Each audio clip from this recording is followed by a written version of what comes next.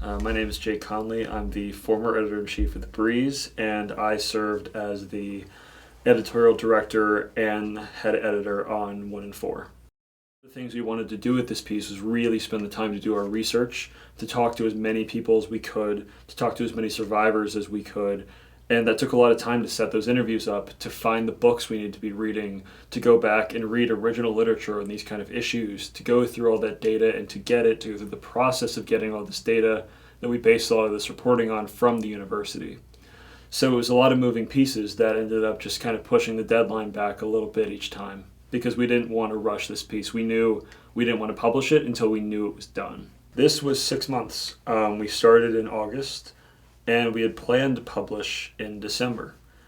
And then more happened. We kept needing more, we kept getting more, and we pushed back to January. January became February. February became the beginning of March, and then we ended up, we knew we had a drop dead at the end of March. That's when we were going to publish, and the fact that it aligned with the beginning of Sexual Assault Awareness Month in April was a perfect miracle. To get the information from the university, you had to file the Freedom of Information Act, also known as FOIA, and they charged you $2,217 with something as serious as sexual assault. Why isn't that information just readily available? Why does it have to be bought? State law allows public institutions to basically set whatever price they want that they can justify via the man hours that it requires to find that data. If you go back historically, 20, 30, 40 years, a lot of that price used to be photocopying. Now everything's digital, so you don't have photocopying prices, but it still does take man hours to go through all those records, do any redactions, find everything, compile it all.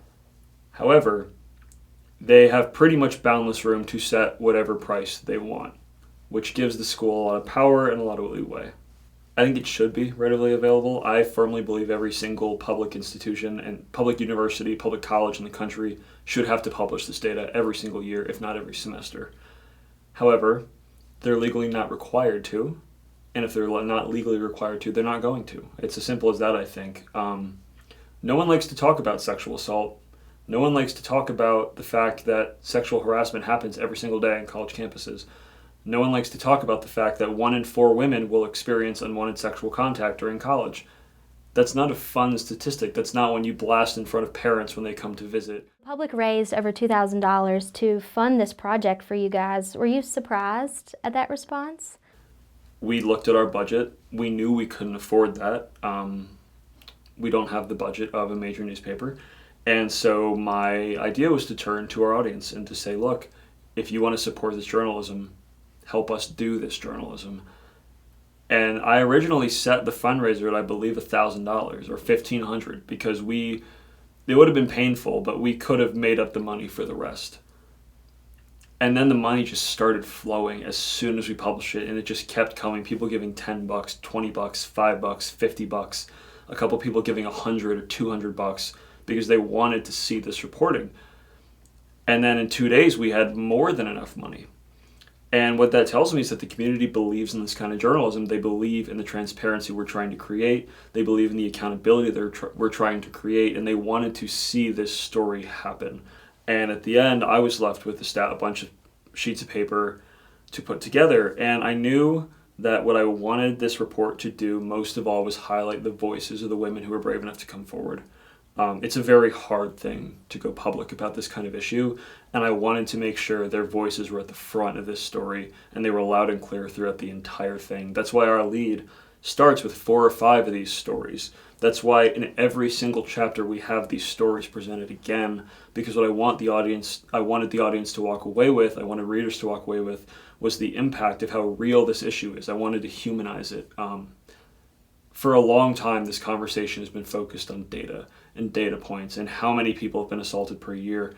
I wanted to put a face to that data. I wanted to get in people's faces and show them that this is your friends, this is your sisters, this is your daughters, this is people you care about. I'm Amy Needham. I worked on the data gathering. I also did interviews for Harrisonburg Police Department, and I also took all the photos. So for a topic like this, you really have to think about how you want to handle photography very carefully, because you don't want to overdo it. It's a serious subject, so those photos kind of have to reflect that.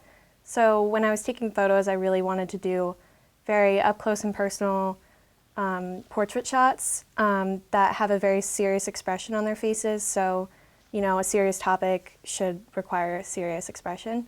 And then when we were deciding on the cover, we kind of decided to go with black and white just because we felt that it made more of an impact, and it was just a very powerful way to illustrate this topic with the red letters over top.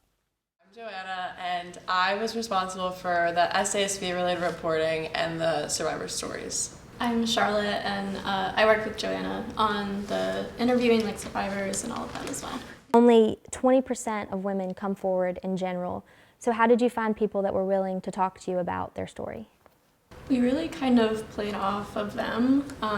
We would start the interview with kind of talking about SASV and their policy work and all of that to kind of establish a relationship with them because, I mean, imagine like just going into an interview and then just sharing that right off the bat. I think it would be very jarring. So we had them share at the end of the interview if they wanted to in as much detail as they were comfortable with. Really tried to make it no pressure. It's all up to them whether they wanted to share and how much they wanted to share. Hearing those stories, did it surprise you that something like that had happened at JMU? It wasn't surprising to hear that at all because so few people win their cases and so few people even report it to either the police or Title IX or anything like that. And SASV actually encourages people not to report because they say it can be so re-traumatizing and such a long and difficult process. You know, these girls' stories and everything that they went through, did that mentally have an impact on you? I mean, it's nothing compared to what these women went through, of course, but it is really hard to hear that and be asking about that. It's hard to ask about the worst moment of someone's life and then use that for a story. It's very, I think, emotionally draining and taxing. And so there were a lot of times where I just had to sort of like shut it off and let myself rest a little bit. But I think it was all worth it in the end. Yeah, going off Charlotte, I know we definitely had moments where we would like look at each other and we would just realize that the pressure was really on, that the weight was really on us, you know, on top of being in like the mental space to talk about what was going on. It was also, you know, making sure that we were getting everything right and that we felt the pressure of it, but we knew that the impact of it was going to be so much greater and so much more important than what we were feeling in those moments. Do you see a hope for any of those OSART processes to get better? Yeah, I hope that we can see change, whether it's at the level of people who go and report and go through the hearing process, or even if it's just on a smaller level and we see changes in communication between how training is held for freshmen, for transfer students, how people talk about sexual assault and what it means and what it looks like on our campus. Actually, right before we published this, JMU released an email detailing all of the resources that they have and, you know, what they're doing to try to better the way that they handle sexual assault cases. I think that they are definitely improving the way that they handle things, and they're aware that, at least when we spoke with administration, that there are things that they can do better that they're working on. Do you think that there's a future for transparency at JMU? Public colleges have faced a lot of pressure to start being more open about this kind of thing. And we've heard calls from the community here, from SASV, from faculty, from people all over for this issue to have more transparency applied to it. And so I think over the next couple years, I am hopeful that maybe we'll see some of that start to open up. I can't guarantee that, and I'm not particularly optimistic, but I would like to hope that with the fact that there is more national pressure on this issue, maybe something will start to change. And what do you want the world to know about these girls and their stories? If you are assaulted, it's never your fault, is a big thing that a lot of the survivors that we interviewed said.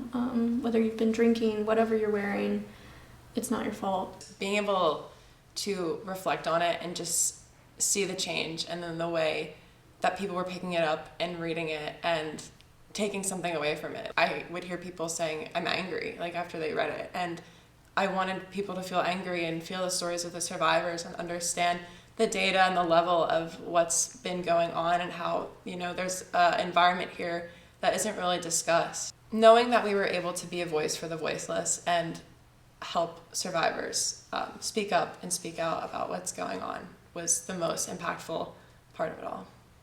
I would agree. I mean, just going off of what you said about empowering people to speak up, I mean, there were two people that we interviewed who originally didn't want to share their story or originally didn't want to be on the record. They wanted to be anonymous. And once they heard that other women were coming forward and sharing their stories with us, they said they felt empowered to come forward and put their name in this story and their experience, which to me was incredible. I'm so happy that we were able to do that for them. And I think for me personally, I hope people read this. I hope people really take the time to sit with it because it's such a huge issue, not just at JMU, but across the US, across the world. And it's a difficult read. It's taxing. It's really hard to read because these experiences are described in such detail. And we've had people, like Joanna said, come to us and tell us that they're angry, that they're upset after reading this about what's going on. And I think that's good.